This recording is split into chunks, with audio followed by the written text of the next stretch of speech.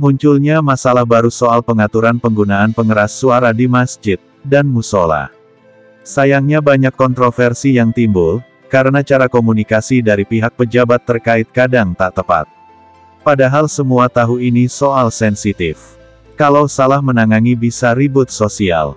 Apalagi dalam sejarahnya, gegera pengaturan suara pengeras di musola dan masjid pernah menjadi salah satu penyebab rusuh besar, yakni Geger Cilegon, atau menurut versi sejarawan Dr. Sartoko Kardodirjo disebut, pemberontakan petani Banten pada tahun 1888. Bahkan, mendiang Buya Hamka menulis khusus soal Geger Cilegon. Buya Hamka menulis bila awal mula rusuh sosial itu meletup dari soal pengaturan suara azan di sebuah masjid di wilayah itu.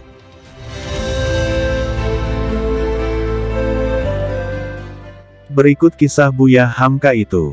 Kisah ini tak ada dalam disertasi Sartono Kartodirjo.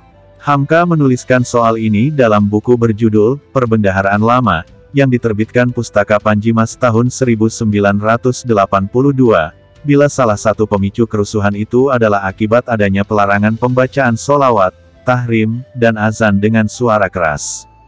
Hamka menulis begini, tetapi menurut catatan dari Pangeran Ahmad Jayadiningrat, bekas Regen Serang dan salah satu pegawai tinggi pemerintah Belanda yang amat terkenal, sebab pemberontakan ialah karena di belakang rumah Residen Goebbels di Jombang Tengah ada sebuah langgar.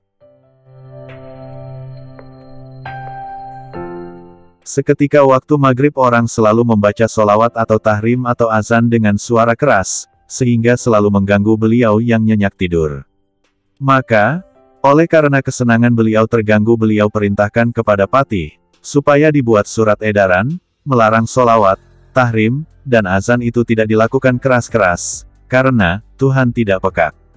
Dan menurut penyelidikan Tuan Patih, menara langgar di belakang rumah Tuan Asisten Residen itu telah tua, lebih baik diruntuhkan saja. Lalu diperintahkan opas-opas untuk meruntuhkan. Tentu saja tokoh ulama setempat, Haji Wasid, yang kemudian menjadi salah satu pemimpin pemberontakan, merasa berang. Apalagi sebelumnya dia sempat terkena hukuman denda sebesar 7,5 gulden, karena menebang pohon kayu keramat, yang selama ini dipakai sebagai ajang praktik kemusyrikan oleh sebagian masyarakat.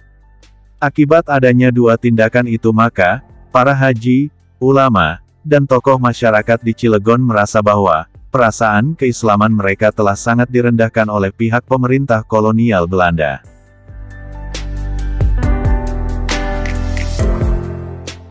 Dengan adanya tingkat kemiskinan dan kesenjangan sosial yang akut, ditambah adanya kebijakan yang menyingkirkan praktik keagamaan kaum muslim di Cilegon, maka jiwa berontak di kalangan rakyat membesar dengan hebat. Apalagi kemudian aturan mengenai pelarangan pembacaan sholawat, tahrim, dan azan dari Goebbels tersiar di seluruh kalangan kaum santri di Banten.